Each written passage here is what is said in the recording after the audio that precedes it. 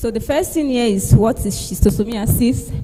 Schistosomiasis is an acute and chronic disease, and it's a neglected tropical disease that largely affects an area that they don't have access to safe water and poor sanitation.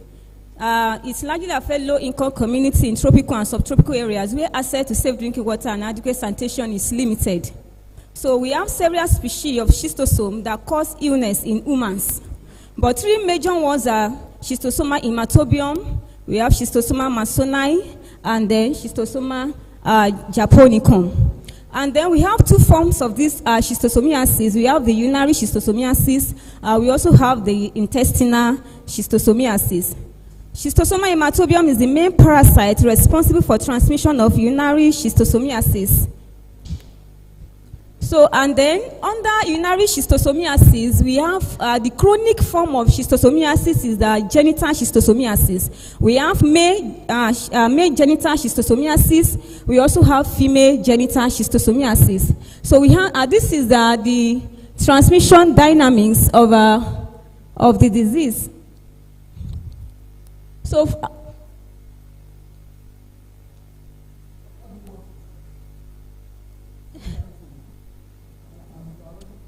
Okay. All right. Back. Down. Okay. Up. So the pointer is. Okay. Thank you. Yeah. Okay. Thank you, sir.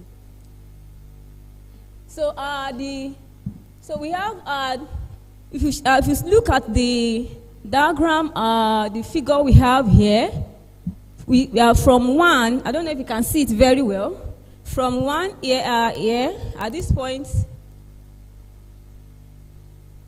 here. So the egg is being shared by infected human. So there we have three main forms of the schistosomiasis. We have the masoni, the japonicum, the mekongai, the hematobium. Now you can see that we have from feces. So that's the stool. So we have masoni and japonicum. Then from urine we have hematobium. So those are the main parasites responsible for intestinal and urinary schistosomiasis. Now we can see the transmission. Now from egg hatch and release miracidia. So when infected human go to the stream and maybe passes the stool or urine inside a freshwater body, so they release an egg. So that egg, it hatch into miracidia. So with time, the egg, the miracidia now look for a susceptible snail, and they penetrate into that susceptible snail. Now within the snail, as sexual reproduction take place, we have the sporocyst develop into snail, that is from miracidia now to sporocyst. Then when the asexual reproduction take place in snail, then it produces sporocyst. From sporocyst now it produces sarcaria. So it is that sarcaria now that now enter into human. You can see from that it enter into human. Maybe women going to the stream to wash their clothes. Children go to the stream to play, to bathe. So the sarcaria enter into them, and from then the cycle continue. So sarcaria loses state during penetration and becomes schistosomule. Now from there, circulation occur and like that. So when the miracidia, there's a kind of we call it human is called definitive host, while the snail is called the intermediate host. So in definitive host, a kind of sexual reproduction take place whereby those parasites lay eggs. So when it is those eggs that they laid that cause morbidity in humans. So body reacts to those eggs, then they start having some symptoms. Now, like I said earlier, that female genital schistosomiasis is a chronic stage of urinary schistosomiasis, and the schistosoma hematobium is responsible for that. So FGA is a type of urogenital schistosomiasis that affect the female genital tract, just as the name implies. So So it is a chronic stage of urinary schistosomiasis, and this is common in areas where the disease is endemic. FGS often manifests with a more chronic time frame. So with time, when those people that are infected with urinary schistosomiasis are not treated, those parasites will continue to lay eggs with time. So they continue to lay eggs. So then, according to several biological factors such as age, and then the mucosal damage and fibrosis scarring of the vagina and cervical surfaces from female genital schistosomiasis proceed with increasing duration of UGS, that is urogenital schistosomiasis. Please, can we enlarge? Okay.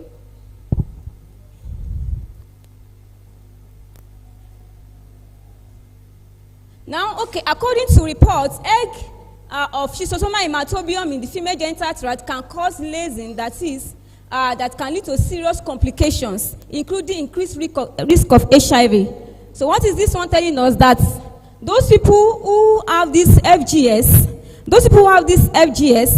they are at risk of developing HIV. Infertility, those are the morbidity caused by FGS. We have infertility, that is in female now. Infertility, ectopic pregnancy, miscarriages, and abortion, which are observed during the chronic stage of the infection. Now you can see the figure here. See this figure now. Those are the morbidity that can be caused in female. So those are terrible figure over there. Then, FGS can lead to social stigmatization, causing young and adult female psychological distress, because oftentimes in endemic area, this disease is usually misdiagnosed for sexual transmitted disease. So it can cause stigmatization among women. Then, understanding female genital schistosomiasis. Now, like I said, in the earlier figure that I showed, now look at this place. There is a difference between the earlier figure and this one. Now the bladder, from the bladder now, when the urine is being passed out into fresh water body, and it came out with the parasite eggs. Okay, let's continue like that. Then the egg into Miracida, the egg hatch into Miracida within some few days. Then the Miracida enter into snail. From there, the snail shells the Sacharia into freshwater body again. From that, then it's developed. Now, from this line here is outside human host. Why the one up is within human host? Then we have the schistosomula. From there, the vessel move to afferent vessel. From there to the right heart. Can you see how the eggs now is traveling through human body? From there to the lungs. Then from the lungs to the left heart, abdominal, outer, like that. Now when it got to this place, when it got to 15, here, the eggs could not go out again to outside. Like the egg could not be passed out again. So the egg got trapped in the genital tract. While the one in the urinary tract, we are able to come out. So this one that got trapped in the genital tract, they are the one that caused morbidity in woman. So we have the burden of FGS across the globe. Now, all those things that I have said, that we have seen the biology, now this is the mathematical representation of it. So we have, this is susceptible human, right? Susceptible human going to exposed class. Now, this beta here is the transmission rate, while that H there is representing high burden. You know, for FGS to occur, there must be a kind of high burden worm in human. Now, that H is the high burden worm, while epsilon there is the contact rate. Then, the susceptible woman having contact with Sacharia. Can we see that now? Susceptible woman having contact with Sacharia. Then this one, this particular beta LH here is the transmission rate of low worm burden. Then we have the contact rate. So then from there they move to the exposed class. Then the incubation period for schistosomiasis is between 40 to 84 days. So it's kind of So they move to this exposed class. Then, at that rate, they come to this IH, that is infectious humor with low body warmth.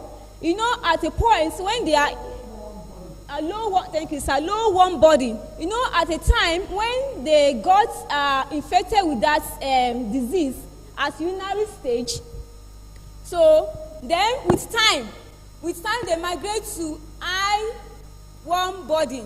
That's IH over there. So from IH to genital class now, if that disease is not treated, if it is not, we can see from IHL to RH that alpha 2 there is a treatment rate. So from the proportion of those people that are not treated, they move to this class. Can you see now from M is interacting with IHL, M is also interacting with IHH. This is miracidia here. There's a kind of interaction. Now, GH is also interacting with miracidia too.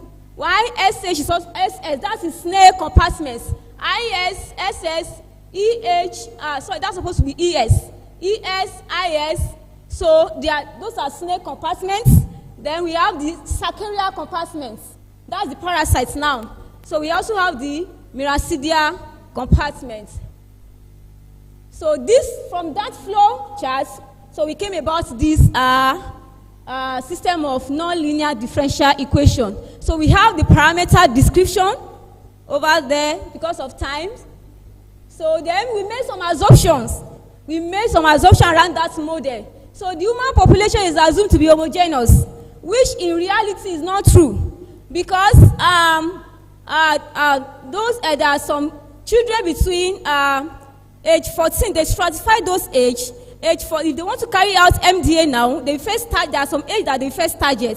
That's between 5 and 14. So they are that is meaning all individual share similar characteristics and interaction within the model.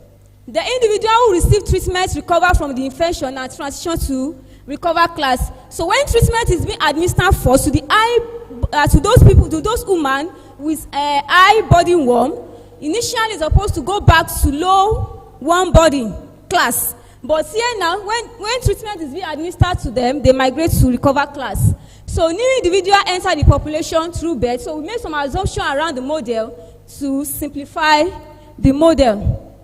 Now this is just the graphical representation of the model we see over there. We just want to see it over time. Now you can see the susceptible human class. Then from the exposed class at a point increase. Then come down. Come down to IL class. Now this particular plot, they are without treatment. The treatment rate there is 0. So when there is no treatment, what happened? So now IL of T, they come down and migrate to IH of T when there is no treatment. So the population, then from that place, then can you see down the genital parts, the genital class? So with some time, it also goes up. And what can make this one come down? It might be through death, because in the model, if you observe it there, you see that they are dead due to disease. So it might be true there because of the warm body. So you can see so what happened to snail population too? So what happened to snail population? Look at IS of T. So when there is I warm body, so people go to the river to release much of those eggs into water body. So we also have it for Saccharilla, then the miracidia. So what happened when we increase the treatment rate? So I try to increase the treatment rate to 50%. So we can see that the recover class goes up a little bit. Actually, this particular model is not addressing a particular geographical. So now in geographical zone, geographical location. So in conclusion, mathematical modeling plays a vital role in the fight against FGS, providing crucial insights for developing effective intervention and eradicating this. So I just put this one. So if you have your data here in those states, you can just give it to us. So we help you to give you insights. Then, so Then, so these are my references. Thank you for listening. Any question? Wow, thank you very much. Can we put our hands together once again for her? Such an insightful presentation. So I don't know if there are certain persons who might want to engage with the work, maybe in terms of questions. So we want to entertain one or two questions from, okay? Number 1 and 2. Okay, we'll take 2 questions. All right, let's do that very fast. Okay. All right.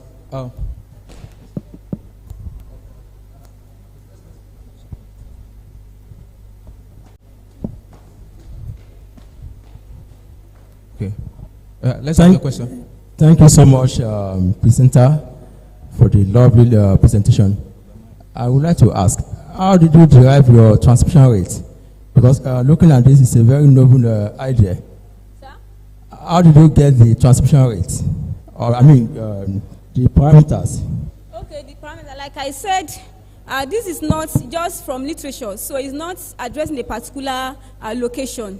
So no, there are some parameters that are being estimated from real life data. So got it from literature. So assuming we have real life data in those states now on FGS, so we can say, okay, the model is addressing those states. So that's it.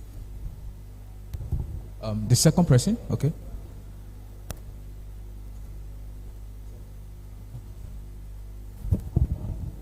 Thank you. That is a very good presentation.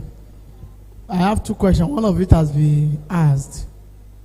The second one is, you talk about HIV/AIDS with FGS. I don't know, I just want clarification. How related are they? Because it's assumed that HIV is sexually transmitted through other means. How are they related with FGS? Actually, one of the risks of FGS is those people who have that disease. They can easily contract HIV.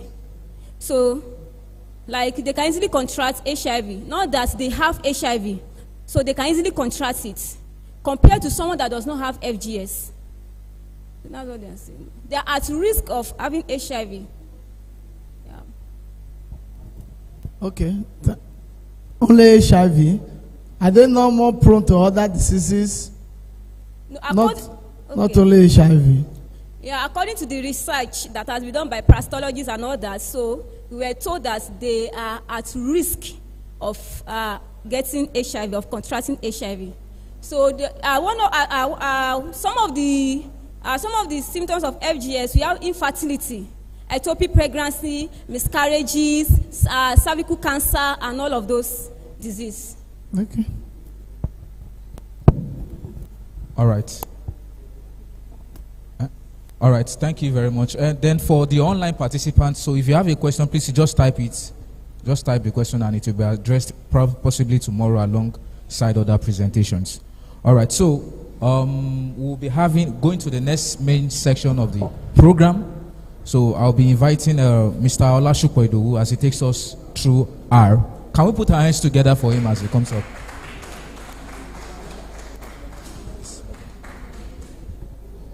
All right, thank you so much. So while they are trying to fit the R class, let's get settled, please, and then bring out our laptops. We were told that we should download R before coming. How many of us succeeded doing that? Okay, that's great. You downloaded both R and R Studio. All right. So how many of us don't have R and R Studio downloaded already? Oh, we said it should be downloaded. We still reminded us. If we don't have, I'm saying those that don't have. You don't have R and R Studio downloaded. No, I'm asking, I want to know those are not having. Okay, everybody is having. Great. So the work will move very smooth.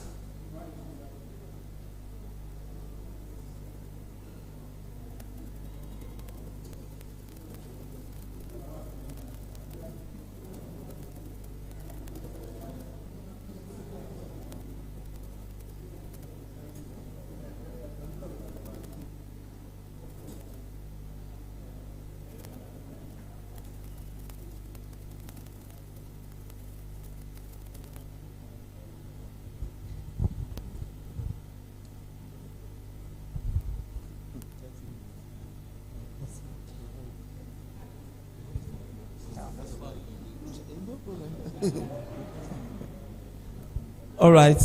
So, as an overview, so we know that R is a programming language and an environment that is specifically designed for statistical computing and data visualization. One good thing about R is that it's an open source software. It's an open source software, so we don't have to pay for it. You can always download it. And then we use, it provides a wide array of statistical techniques. For instance, we can use it for linear and non-linear modeling. We can use it for our classical statistical tests that we do, the t-test, all the various statistical tests that we do. We can use R for it. Time series analysis, we can use R for it. Classification and clustering as well. And one very good aspect of R is that R has a very high quality, it's used for creating high quality plots and graphics. And so we can as well use that to do some mathematical symbolic stuffs. And then for R, because we've talked about us downloading the R, most times, if you want to download R, you go to Crown. Let me just move very fast because of the time that I'm in. So to install R, we go to Crown website and then click on download for those of us who have not downloaded it. And then, so you download R. All right. And then once you download the R for Windows, you locate the one for Windows. Then you follow other instructions to install it. Just usual way of installing softwares. All right. But then when you have your R downloaded, yes, you can work on the R that is downloaded and installed directly, but we want to use another platform called R Studio. R Studio can also be downloaded, from the R Studio. You can just go through Google, type R Studio, and then download, and then you can follow the instruction as given also to download R Studio. Now, R Studio is very important because one is user-friendly, and then a lot of other advantages that I don't want to start mentioning now because of our time. But if you have downloaded your R Studio and you have installed it, this is the kind of thing that is expected. This is the kind of interface. Sorry, please, can you help us check? Maybe I hold on a little bit.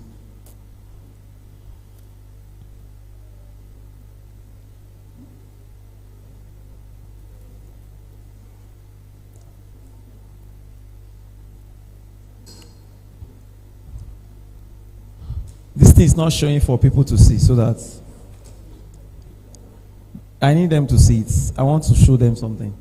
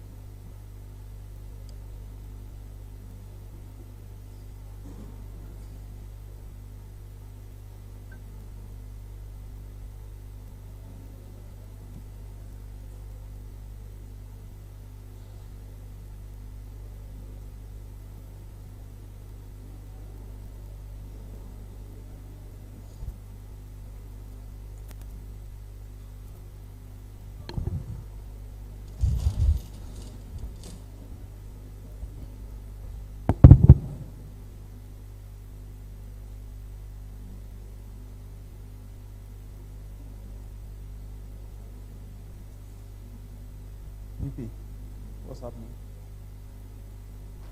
Ma? Gotcha.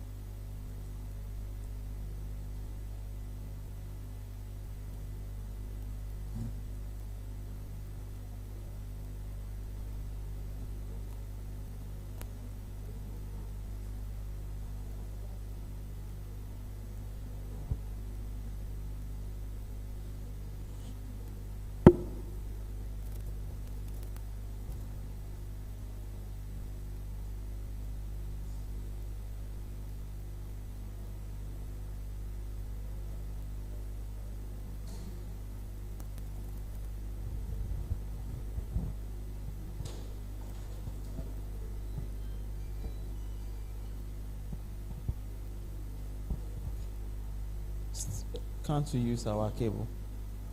But boy, can't we use our cable to do directly?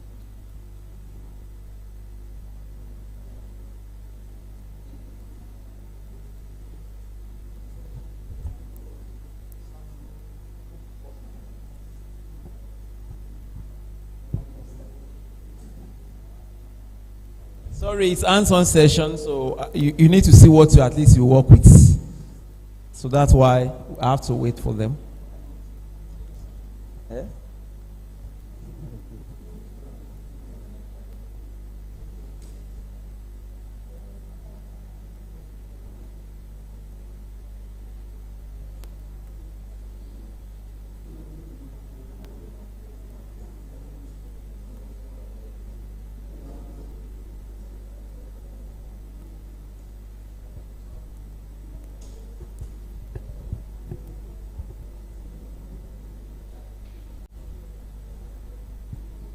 All right, thank you so much. So if you have downloaded and installed your R and R Studio, if you don't install your R Studio cannot work. So you must install your R and then install R. If you have done that, now let's go to the R Studio that you have installed. Now open it. Everybody open your R Studio. Just open the R Studio that you have downloaded. If you have installed it, you are going to be having 4 pins like this. 4 pins. This pin called the scripts. That's where the editor, rather, that's where you write your scripts. This is the editor where you write your scripts. This is the console. Now, like I said, because of time, I'll just mention a few things so that we can go into the real work. This is the console where the result of whatever you are doing comes out from. You can also type your codes here as well. Just know that if you type here, whatever you type here is gone once you close your system. But if you type here, whatever you type there is still kept for future use. And you can also save, directly into your files. And then this is the environment pane where you can see the global environment and every other thing that you must have history. Things that you have worked on in R before you see it here. And here you have the file, plot, package, help, and views. That is where if you have to plot something, this is the plot area. It will come out from this place. And then the files too, there you see the files that are in your lap, in your computer, also can be accessed from this place. And then packages. Packages there will show you all the packages that you have downloaded. It will show here as well. And then we can also access help here as you see the help clicked in this place. All right, so for time's sake, like I said, okay, if you have installed that, you are supposed to get all those 4 pins. So I don't want to talk much on the 4 pins again. So now I have told us that you can use R to do a lot of things. So let's start immediately to, at least for the first time, type something in R for as many of us who have downloaded, who already have it working. So for our basic common arithmetic operations that we use and mathematical functionalities we can use. So now let's just type 3 plus 3 on the, so where do you type it? On the, either you type on, if you type on the console, don't forget I told you when you close your system you won't find it again. But you can type where did I say you can type so that you can find it again? On the scripts, right? On the editor. That's where you type your scripts. That's where is that okay? On the editor. This is the editor. This part. Now, please, I would want members of Icammda to please help people around. Let's go around and help people. All right.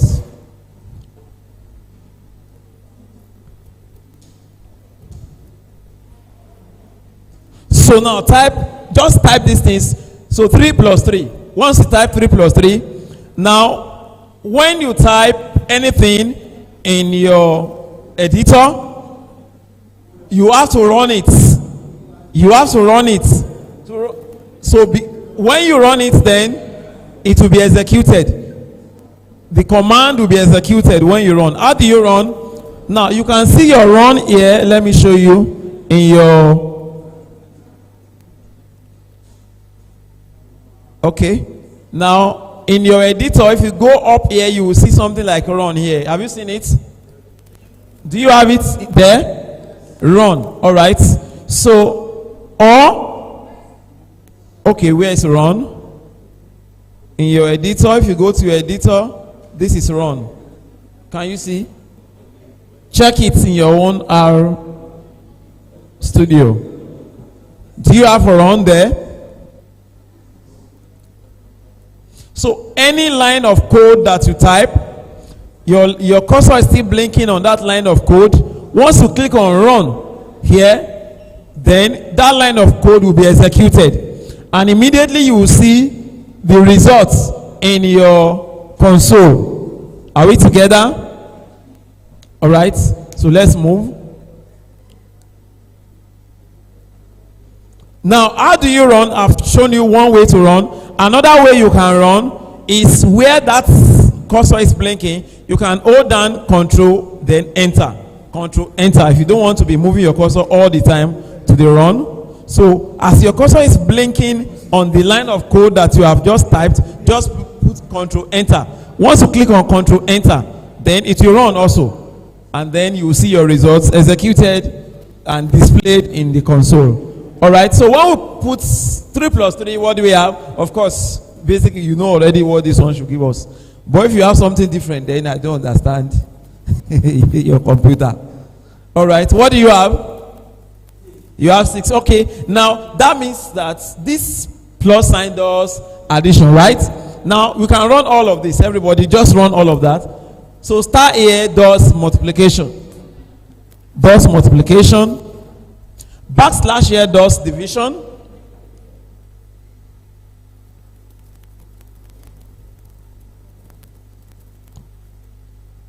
Heart here does raise to power. So 13 at 2. Then you have run it also. If you don't run a line of code, it will not be executed. So when you don't run a line of code, it will not be executed. And how we never will not recognize that line of code. All right. So and then this does minus. It does subtraction. And then SQRT does what? Square root. Have you done that? Do you have your answers all correct? All right. So we can try another one for time's sake. Let me just see. Let's try this one, for instance, the second one here. So we are combining everything we have learned here together now.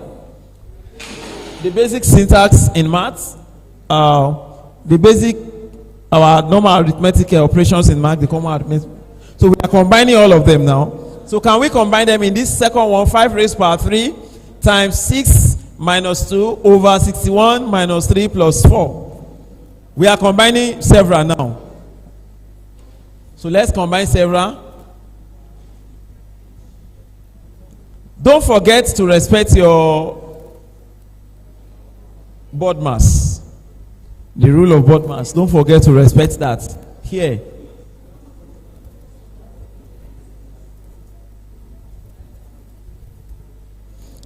All right. So somebody is typing this second one. I'm waiting for your answer.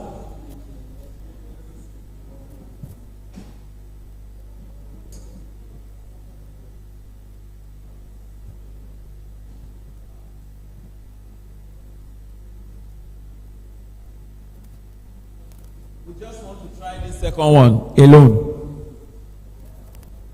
What do you have? 9.1. Okay. Any contrary? Any different answer? 8 points. Please help us check. What did you do? Did you respect the law of the rule of board mass? What are we supposed to do here? 5.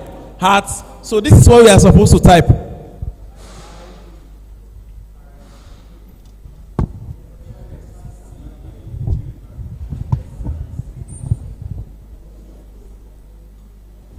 You type 5 at what? 3, right? Then star, you open bracket, 6 minus 2, you close bracket, right? And then do what? Backslash. Now you open bracket. If you don't open bracket, it will divide by what? It will divide by 61. Because everything inside, under the denominator should be should be inside bracket 61 minus 3 plus 4, so that it can see it as a whole. If not, you'll be having different answer. So what do you have?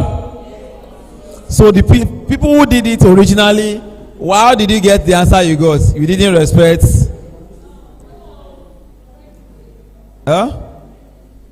Some people got 9 point something.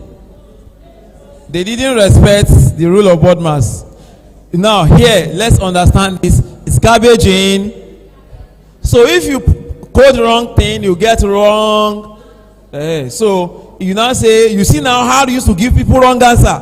Okay, fine. But you are the one that gave it wrong command. Right? Okay, so let's continue.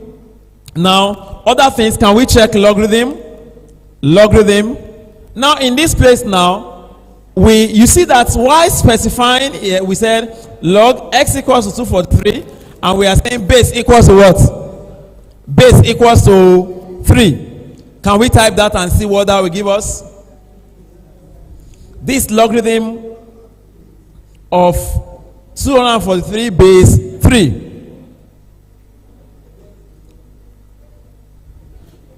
Now, while you are typing that, let me quickly say that there are things we call functions in R, inbuilt functions in R. Logarithm is one of them. And when you have a function, there are things that function is built to take. Are we together? Those are called arguments. Arguments. Are we together?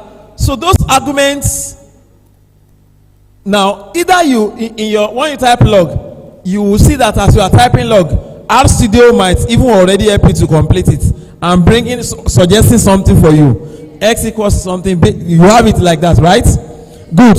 Even if you don't put x equals to this and base equals to this, and you just put as 243, type it and see if it's still supposed to give you the same thing.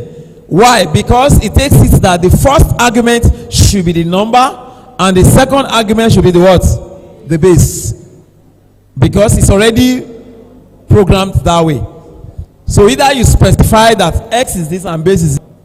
Are we together? So you can specify any base. So if you don't specify any base, then you are talking about len x. Are we together? That is log to base e. If you don't specify a base and you just say log 243, it will take log 243 to base e. It will take it to base e. Are we together? All right. So we can also do the exponential to know what exponential gives you. For time's sake, I wouldn't want to look at this for time's sake. Let's quickly look at what we call vector. We look at some things here, vector matrices and data frame. Now, as we go on into R, please let's be together.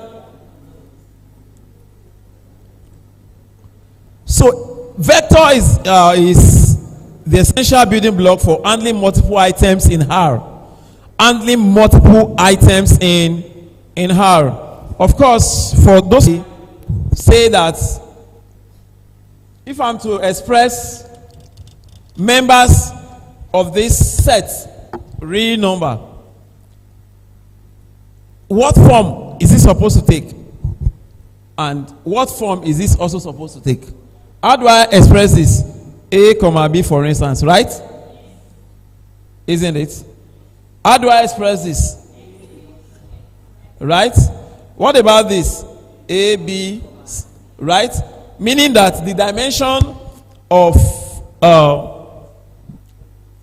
if it is R2 here, that means we are talking about n top, that's 2 tuple B. N tuple becomes A1, A2 up to AN, isn't it? So vectors are typically expressed like this. So that helps us to be able to access numbers together. Are we together? And while we'll be coming up later with what is called data.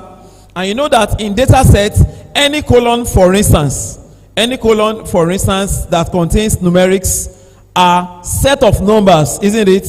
Which can be of Rn. What's the number of observations that you have? If you are having 2,000 observations, what are you supposed to have on that? How many entries are you going to have on that column? 2,000, isn't it? All right. So if you want to specify such things, then we combine the numbers using C, small letter C, and so we say we concatenate. Are we together? All right. So let's create the first vector. Now, you can name it. Now, let me also say that in R, just like in mathematics, you know, sometimes when you want to store something with a certain name to be used later, you can assign. For instance, let x be equals to what? 2. So if I'm to use x later, and I use it as 2, are we together? You know, everybody understands because I have said x equals to what? 2. So you can assign names, any objects. So again, there's no time to begin to mention how that R is object oriented, but then just get that. So we can always assign names to anything that we declare in R, any object declare in R. So now we want to declare a vector, and to assign that, what you do is less than and what? Minus, like this. And you can use alt minus to generate that easily. Are we together? Alt on your laptop, ALT, then minus together, it will give you this sign together. So now you can give your name, maybe for the first time at least. You should be happy that you are naming something. So name, maybe Shade. We want to create a vector, Shade, and then we are combining 1, 2, 4, 5, 6. So this gives us, you execute it, run it. So did you see anything? When you run this, did you see anything? Nothing, right? Okay, so R has helped you to save it in its own memory. Just write Shade and run. Now write Shade and run. Whatever name you call your own. Have you done that? Did it come out? The same thing that you have typed. Okay, thank you so much. Now you can try to check what is the length of Shade, as I asked the other time. Type length Shade. I asked the other time that what was the length of that vector, so you can type. When you type the length of whatever name you call it, what do you have on the console? Length of, you have 6 because you have your own as 1, 2, 3, 4, 5, 6, right? Okay. Your own is 5 because you have it as 1, 2, 4, 5, 6. All right, that's a good one. Are we following? Are we seeing something come out at all? All right, great. Now we can do our normal calculations on the vectors that we have created. For instance, the whole vector that Shade here, you can multiply Shade. You can say Shade times 2. Shade times 2. Let's do Shade times 2. What do we have? And run it. Run Shade times 2. So you have what? 2, 4, 8, 10. So what has it gone to do? Component wise, it has gone to do what? Multiply each of the components by 2. Are we together? Are we together? Can we do plus 2 as well? Just do plus 2. Shade plus 2.